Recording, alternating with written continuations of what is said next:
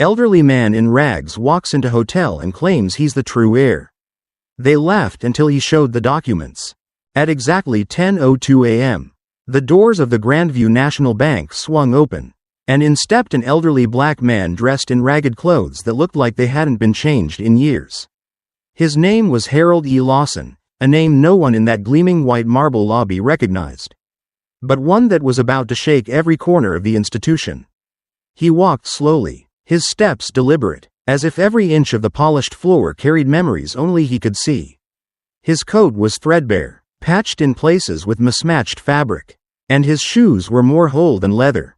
Slung over his shoulder was a faded canvas bag, its straps frayed, its weight clearly significant, not just physically, but symbolically. As Harold reached the center of the bank lobby, he stopped. The room, filled with bankers in tailored suits and customers dressed in polished heels and branded purses, began to murmur. Some smirked, others whispered, and a few outright laughed, assuming he was just another homeless man who had wandered in by mistake.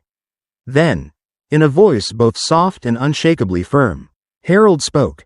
"This bank belongs to me." The room fell silent for a heartbeat, and then erupted into mocking laughter. A younger teller behind the counter nearly choked on his coffee, while an older woman clutched her handbag a little tighter, shaking her head in disbelief. The security guard, a tall, muscular man named Rick Donnelly, began walking briskly toward Harold, a condescending smile stretching across his face. "All right, old man," Rick said, with a patronizing tone. "Let's take this outside before you scare the customers." But Harold didn't flinch. He stood tall, his eyes calm, his voice steady as he replied, "I'm not here to cause trouble. I've come to reclaim what was taken from me, what I built with my own hands." The laughter began to fade, replaced by uneasy glances, as the seriousness in Harold's tone settled in the air like dust. No one expected what was coming next. Inside that worn-out bag he carried was a truth long buried, a truth that, once revealed, would turn every mocking laugh into stunned silence. And as Harold slowly reached for the bag's zipper, the tension in the bank thickened, like the calm before a historic storm inside the Grandview National Bank. The air had shifted. The laughter that once filled the room began to die down, melting into an uneasy silence as Harold E. Lawson, still standing firm in his threadbare coat and weathered shoes, reached for the canvas bag slung over his shoulder. Every eye was on him now. What was once seen as nothing more than a homeless man's dusty old sack was suddenly the center of the room's energy. As if everyone sensed, instinctively, that something important was about to happen. With careful, deliberate hands, Harold set the bag on the polished marble floor. His fingers, knotted with age and worn by decades of hard labor, moved with slow precision as he began to untie the straps. The fabric crinkled beneath his touch, dry, brittle, stained by time and memory. The security guard, Rick Donnelly, watched closely, his hand still resting on the holster at his waist, though the smirk that once curled his lips was beginning to waver. Behind the counters, the tellers leaned forward, their curiosity now outweighing their judgment, and in the far corner, bank manager Thomas Keene stepped out of his office, concern clouding his usually calm face. Harold didn't rush. He let the silence grow heavy. It wasn't just theatrics, it was respect. What he was about to reveal had waited over half a century to see the light. Finally, from the bag, he pulled out the first item, a thick, leather-bound ledger, yellowed by age and brittle at the edges. The embossed letters on its cracked spine were still barely visible. Grandview National Bank, 1948. Gasps echoed softly through the room. He held the book high enough for all to see, then set it carefully on the nearest desk. Then came the second item, a stack of old currency, bound tightly with faded twine. The bills, though discolored and frayed, bore the unmistakable seal of Grandview's earliest financial era, a design not in circulation since the late 1940s. "These," Harold said, his voice calm but commanding, "are the original deposit reserves from when this institution first opened. My money, my name, my bank." The room fell deeper into silence. Disbelief painted across every face. Some stepped closer, some backed away, but no one spoke. From the bag, Harold pulled more yellowed legal documents, still encased in brittle oilskin sleeves. One after another, He laid them out on the desk: deeds, letters, partnership agreements, and foundational blueprints with his name printed and signed in flowing ink. Harold E. Lawson, co-founder and original owner. A teller gasped audibly. Another stepped forward, eyes wide. Rick, still frozen by the security desk, no longer looked like the man in control. The mood had shifted completely. What had begun as a moment of ridicule was quickly turning into a revelation none of them were prepared for. Harold looked around the room slowly, his gaze steady and filled with quiet strength.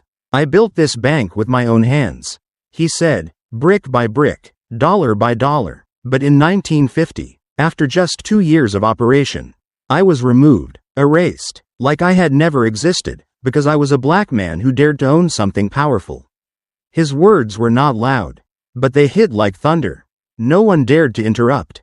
Thomas Keene, still standing by his office door, now walked forward cautiously, eyes trained on the documents. This can't be real," he murmured, more to himself than anyone else. But when he reached for the ledger and flipped through the fragile pages, his hands trembled. Every page told the same story: Harold's name, his financial contributions, his signature. The evidence was undeniable. "You see," Harold continued, "my business partner, Charles Whitmore, couldn't bear the thought of standing beside a black man as equals in the world of finance. So he conspired, used his connections, manipulated the records, and took everything. I tried to fight back, hired lawyers, filed complaints, but back then, men like me didn't win. We weren't even heard." A woman near the front, who had earlier whispered mockingly to her friend, now lowered her head, shame washing over her features. "This ledger," Harold said, tapping the cover gently, "was hidden for decades. I kept it safe, knowing that one day, the truth would need to be told. This bank, the reputation you see, the wealth that exists today, it started with me. With my sacrifice, with my silence." He reached again into the bag and produced one last item, a worn photograph. In it stood 2 young men in suits, smiling in front of the original building site of Grandview Bank. One was unmistakably a young Harold, full of hope and pride. The other was Charles Whitmore. "That was taken 2 weeks before the betrayal," Harold said, holding the photo high for all to see. "Before the lies, before my name was wiped from every record." The room had gone still, as if the air itself had thickened with history.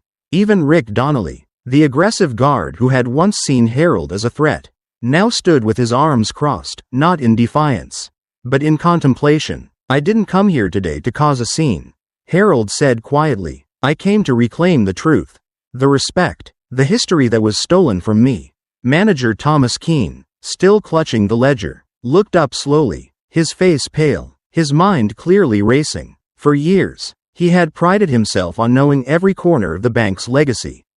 Yet here was a man who had lived the part of its history no one had ever told him, one that was systematically buried under the weight of racism, power, and silence. "Mr. Lawson," Keene finally said, his voice uneven, "if all of this is true, if these documents are real, then we owe you more than just an apology."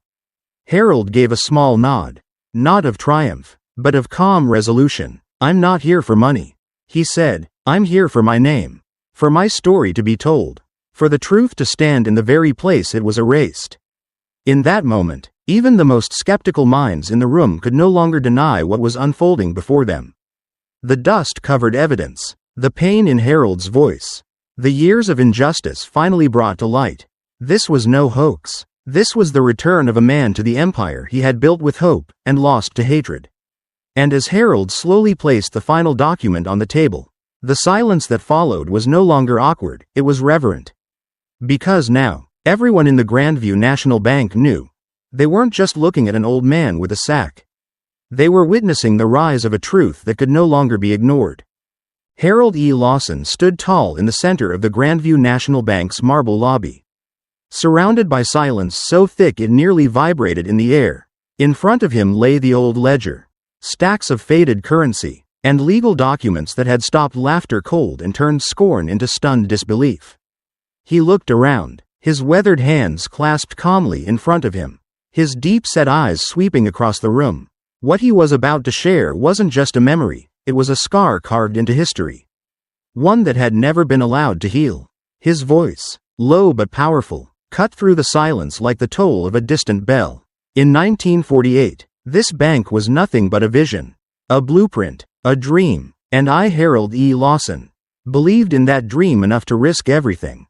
He paused, not for effect, but to gather the weight of his past. Back then, I was a young man, driven, hopeful, maybe even naive. I had saved every cent I earned working on construction crews and loading docks, doing whatever I could just to scrape together enough capital to make something real, something lasting. That something was Grandview National. Eyes locked on him. Even Rick Donnelly, the once arrogant security guard, stood frozen. The bank manager, Thomas Keene, leaned in, holding the ledger like it might rewrite the very legacy he thought he knew. Harold continued, I didn't build this bank alone. No one builds something this big without help. My partner was a man named Charles Whitmore. We met through a mutual investor.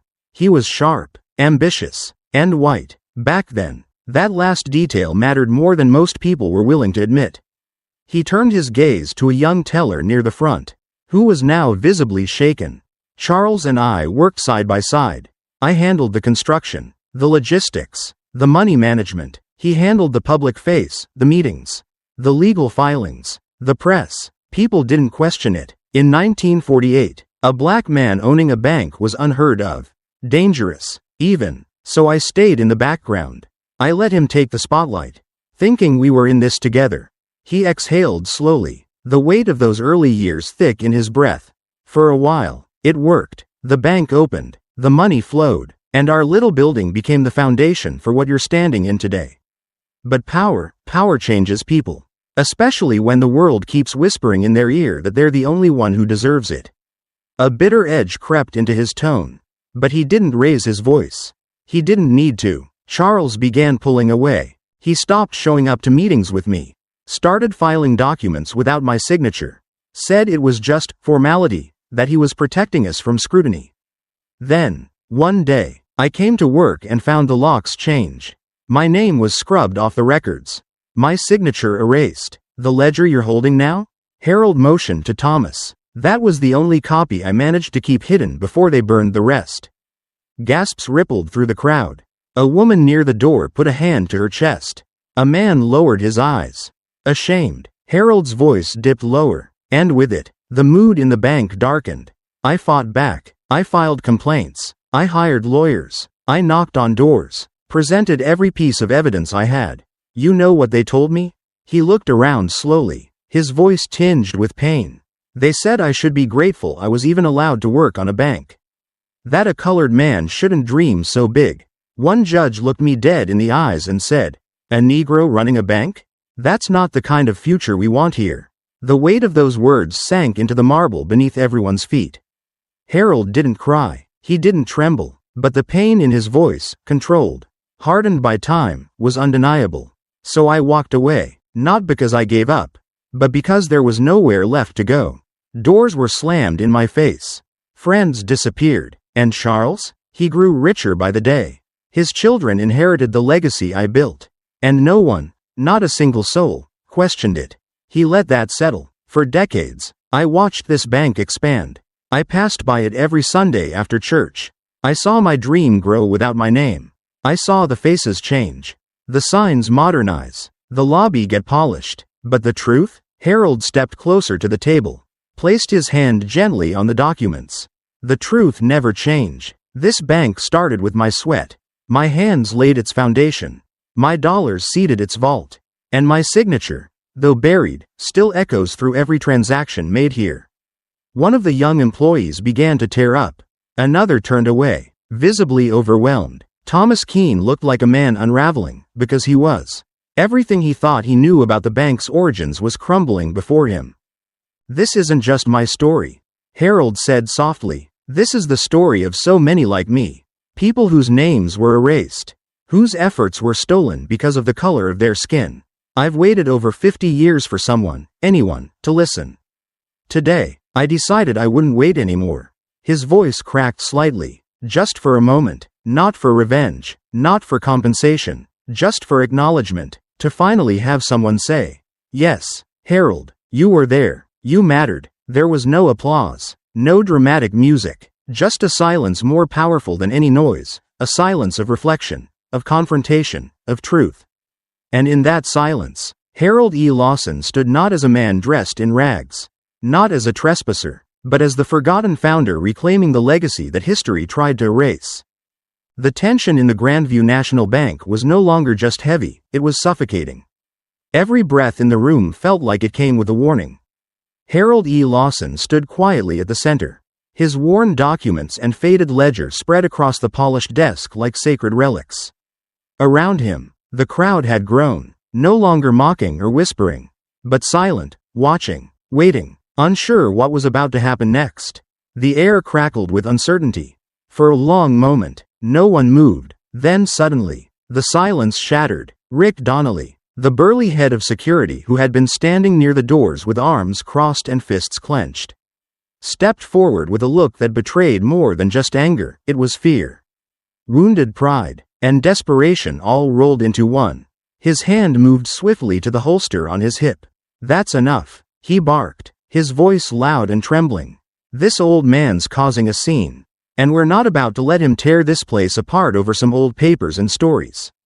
Gasps echoed across the lobby. Customers stepped back instinctively, some shielding their children, others reaching for their phones to record what was quickly spiraling out of control. The employees behind the counters froze in place. All eyes locked on Rick as his hand gripped the gun's handle. Halfway drawn, sending a ripple of panic through the room. Harold didn't flinch. His eyes met Rick's with the unwavering calm of someone who had seen worse than this, who had faced down hate in its rawest forms and survived. "I'm not here to tear anything apart," Harold said, his voice quiet but deliberate, a steel edge hiding beneath the calm. "I'm here to put something back together. Something that never should have been broken." But Rick wasn't listening. His breathing quickened, his knuckles turned white around the grip of the gun, and his face flushed with rage. "I said that's enough," he snapped, taking one heavy step closer. That was when a sharp voice cut through the rising storm, firm, measured, but layered with tension. "Rick, that's enough. Put the gun down." The voice belonged to Thomas Keene, the bank manager, who had been standing near the edge of the confrontation up until now. Silent and pale, visibly wrestling with the weight of what he had just learned. But at this moment, something shifted in him. He stepped forward between Rick and Harold, placing himself directly in the line of fire. His hands were slightly raised, not in surrender, but in peace. "Don't make this worse than it already is," he said, locking eyes with the guard. Rick hesitated, shocked not only by Thomas's sudden action, but by the authority and clarity in his voice. "Sir, with all due respect, you don't know what this man's trying to pull. I know exactly what he's trying to do." Thomas cut in, firmer now. "He's trying to tell the truth. And I believe him." Those words dropped like stones into still water. The crowd stirred, murmurs rising again. A few employees looked at one another with surprise. Others nodded slightly, emboldened by their manager's stance. Rick's expression twisted in disbelief. "You're siding with him? Over the Matthews family? Over the people who've run this bank for generations?" Thomas didn't move. "If this evidence is real, and I've read every word of it, then the Matthews family didn't run this bank. They stole it, and I won't stand by and let that continue just because it's inconvenient or dangerous to face." Rick's hand lingered on the gun for a few agonizing seconds. His breathing erratic, his worldview, built on order, loyalty, and inherited truths, was collapsing right in front of him. "You're throwing everything away," he said bitterly. "You're throwing us away." "No," Thomas replied, his voice steady now, rooted in conviction. "I'm doing the one thing that should have been done a long time ago. I'm choosing what's right over what's easy." Another long pause. Then, slowly, Rick's fingers released the grip. He reholstered the weapon, though his face was still burning with humiliation and disbelief. The room exhaled. The pressure that had been building like a kettle ready to blow finally began to ease. Thomas turned back to Harold, his voice quieter now, more human. "Mr. Lawson, I don't know if I can undo what's been done to you, but I promise I won't bury the truth any longer." Harold nodded slightly, the corners of his mouth lifting just a fraction. Not in triumph, but in deep, quiet gratitude. It wasn't over, not by a long shot. The Matthews family still loomed large. Legal battles would come, public backlash, perhaps even worse. But in that moment, when a gun was drawn and a manager stepped into its path, something bigger than money or power shifted inside that bank. A legacy was reclaimed, a truth was defended, and for the first time in over 50 years, Harold E. Lawson wasn't standing alone.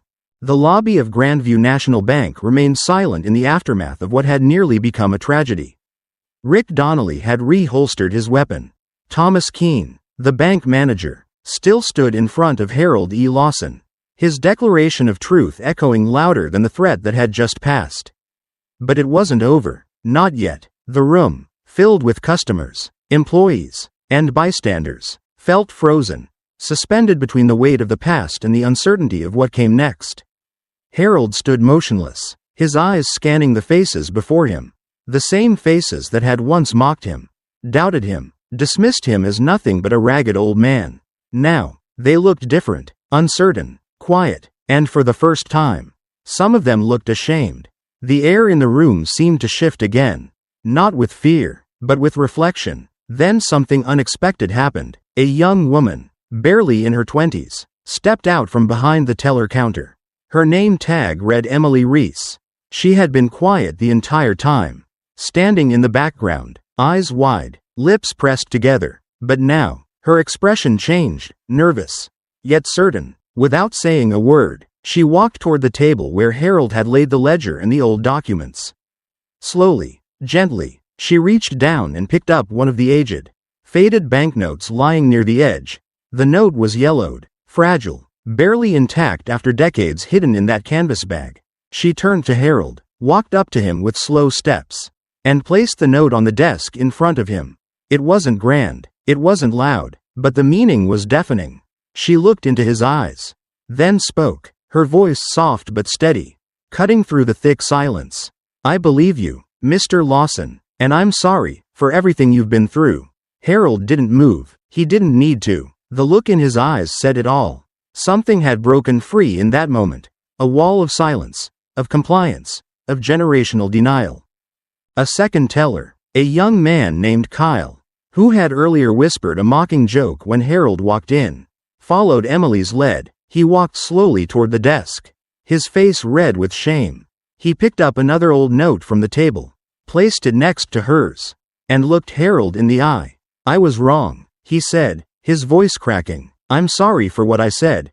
You deserve better." One by one, they followed. The staff, who had once been silent bystanders or passive participants in Harold's humiliation, began to move. It was as if Emily had broken a spell, given them permission to see what was right in front of them.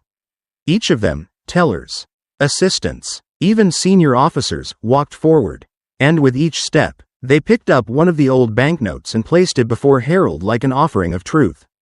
Like a silent apology, no one gave a speech. No one tried to justify their earlier actions. They didn't have to. The gesture said more than words ever could. "We see you now. We believe you, and we are sorry." Even customers began to take part. A middle-aged woman who had earlier clutched her handbag nervously now stepped forward and gently placed a note on the growing pile, her hand trembling slightly. A businessman in a gray suit followed, his eyes lowered, unable to meet Harold's gaze, but his action just as sincere. The table in front of Harold slowly transformed from a place of conflict into something sacred, layered with old, faded currency, each piece now representing not just money, but memory, remorse, and respect. Harold watched it all in silence. His chest rose and fell steadily, his hands still clasped in front of him. His face, once lined with exhaustion and quiet anger, now softened, not with forgiveness, not yet, but with something deeper. Recognition. After more than 50 years of being silenced, erased, and forgotten, people were finally listening, and not just hearing his words, but feeling them. Across the room, Thomas Keene stood still, watching his employees, his customers, the very soul of the institution he thought he understood, shift before his eyes. He had prepared himself for a storm when he stood up for Harold. What he hadn't expected was the beginning of a movement. And yet, here it was, real, raw, and irreversible. The growing pile of old money now looked like a shrine, one built not on wealth, But on truth, it was messy, it was imperfect, but it was honest. Rick Donnelly, still standing by the entrance, watched the scene unfold. His face remained unreadable. He didn't move, but his eyes were fixed on the table, the notes, the people, and on Harold, especially Harold. Something inside him had shifted too, though pride still held it tightly in place. Harold finally broke his silence. His voice, as always, was calm, measured, full of the weight of history. "Thank you," he said simply, his eyes sweeping across the room. "Not just for the notes, but for standing up, for finally seeing me." A hush settled over the room again. But this time, it wasn't the silence of denial or judgment. It was the silence that comes when people are witnessing something real, something that reaches beyond politics, race, or position. It was the silence of truth finally being heard. As the final note was placed gently on the desk in front of him, Harold E. Lawson stood in the heart of Grandview National Bank, not as the ragged old man who had walked in hours earlier, but as the rightful founder whose legacy had just been brought back to life. The room, once filled with mockery and doubt, now radiated something else entirely: respect. A deep, unspoken acknowledgement hung in the air, as powerful as any apology ever voiced. No one dared speak. No one needed to. Every gaze, every quiet nod, every bowed head told the same story. The truth had finally been seen. And it had changed everything. Harold took a moment, letting his eyes move across the lobby, taking in the faces of the employees who had once whispered behind his back, the customers who had clutched their belongings in fear, the very walls of the bank he had built, now standing as silent witnesses to a truth that had waited over 50 years to surface. His hands, still calloused from decades of work and pain, reached for the old canvas bag, the same bag that once symbolized his suffering and invisibility, now transformed into the vessel that carried justice. With care, he gathered the ledger, the faded documents, the yellowed currency, each piece a fragment of the life they had once tried to erase. As he zipped the bag closed, the sound echoed through the lobby like the closing of a chapter. Not in defeat, but in fulfillment. Slowly, he turned toward the entrance. No one blocked his path. In fact, as he took his first step, the crowd instinctively parted, forming a quiet corridor of honor. One by one, the employees stood straighter, some even placing their hands over their hearts. Emily Reese gave a slight bow as Harold passed her, eyes filled with pride and humility. Kyle gave a solemn nod, his earlier disrespect replaced by reverence. Even Thomas Keene, standing near the main doors, stepped aside, not to let Harold out, but to walk beside him. And for the first time, it wasn't as a gatekeeper of the institution, but as a witness to the man who had built it. As Harold approached the door, the soft afternoon light spilled in through the glass, casting long golden streaks across the floor. He paused briefly before stepping outside, then slowly turned back to glance at the room one final time. There was no anger in his eyes, no lingering bitterness, only peace, and perhaps, just beneath that calm surface, the faintest flicker of pride, the kind of pride that comes not from revenge or victory, but from knowing that the truth had finally been heard. "Thank you," he said, his voice steady, rich with emotion, "for finally seeing me." With those words, he turned, stepped through the doorway, and disappeared into the sunlight. Behind him, the heavy glass doors closed slowly and softly, not as a barrier, but as a curtain falling on a scene of transformation. And though he left in silence, the mark he had made inside those walls would never fade. Harold didn't need applause or celebration. He didn't crave headlines or grand gestures. What he had reclaimed was far more powerful: his name, his story, his dignity. And after more than half a century of walking in the shadows of the very building he had once helped create, Harold E. Lawson finally walked away, not as a forgotten man, but as a legacy restored outside the glass walls of Grandview National Bank. The sun had begun to dip lower in the sky, casting soft golden hues over the sidewalk where Harold E. Lawson disappeared into the light, his silhouette slowly swallowed by the fading afternoon. But inside, something far more permanent than sunlight remained. The silence in the bank was no longer filled with tension. It now held a sense of awakening, a reckoning, and perhaps, the earliest whisper of hope. Back at the center of the lobby, Thomas Keene stood motionless for a moment longer, his thoughts swirling with the weight of what had just occurred. In his hands were the legal documents that told a story no textbook had ever included. No press release had ever acknowledged. Yet every word, every page, was now etched not just into paper, but into the conscience of everyone who had witnessed it. There was no going back. Thomas knew that, and when he walked into the boardroom days later, documents in hand, truth on his shoulders, he didn't do it as a bank manager defending a scandal. He did it as a man ready to dismantle a lie. What followed was not easy. The Matthews family, long revered and feared, responded exactly as expected, with disbelief, with anger, with threats, but the one thing they could no longer do was deny. Because truth, once spoken, has a way of echoing louder than power. What Harold had unearthed was more than injustice, it was a fracture in the very foundation of the institution. And now, with legal proceedings underway, with public scrutiny rising and voices calling for transparency, Chase Bank stood at a crossroads. Not just a fight for ownership, but a fight for integrity, for what kind of legacy they would carry forward. Harold had sparked it, but Thomas, Emily, and every voice that chose to stand beside them would be the ones to see it through. A new chapter had begun, not born of shame, but of courage. And now, after hearing this story, we want to know what you think. Do you believe that justice delayed is still justice delivered? Can a legacy stolen for more than 50 years ever be truly restored? And what would you have done if you stood in Thomas's position, in the center of that lobby? Between power and truth? Share your thoughts in the comments. We read every one, and your voice matters here. Thank you for watching this story to the very end. If it moved you, if it made you think deeper about justice, about history, about dignity, don't forget to like the video. Subscribe for more stories that challenge and inspire. And share this with someone who needs to remember that the truth, though buried, always finds its way back to the surface. We'll see you in the next story.